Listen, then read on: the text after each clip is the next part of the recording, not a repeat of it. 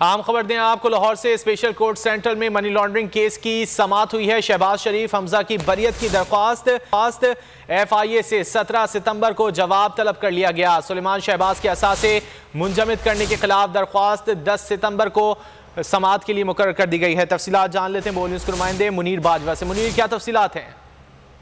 بالکل، لاہور کی special court central نے منی لانڈرنگ کیس میں وزیر اعظم شہباز شریف کی 1 روزہ حاضری معافی کی درخواست منظور کر لی ہے، اور عدالت نے اس کے ساتھ ساتھ ان کی بریت اور حمزہ شہباز کی بریت کی درخواستوں پر FIA کو نوٹس جاری کرتے ہوئے 17 ستمبر کو جواب بھی طلب کر لیا۔ اور اس کے ساتھ ساتھ عدالت نے جو شریک ملزم اشتہاری ملزم ہیں سلیمان شہباز، ان کے اثاثے منجمد کرنے پر جو رمضان شوگر ملز کے روکی گئی جو ملازمین کی تنخواہیں تھیں، ان کو بھی عدالت نے یہ ریمارک کیا ہے کہ ان کو بھی اس حد تک جو ہے اثاثے کھولنے کی اجازت دے سکتے ہیں۔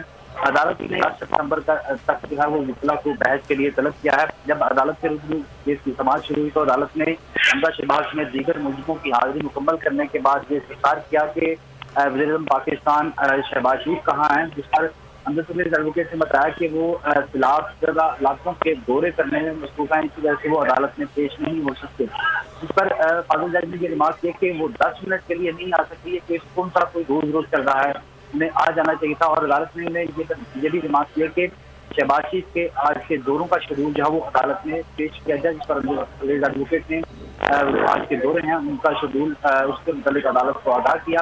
اور عدالت کے روبرو اندر پردیش ایڈوکیٹ نے بہت شکریہ منیر باجوہ ان تفصیلات کے لیے۔ سبسکرائب کریں اور بیل دبائیں تاکہ کوئی خبر رہ نہ جائے۔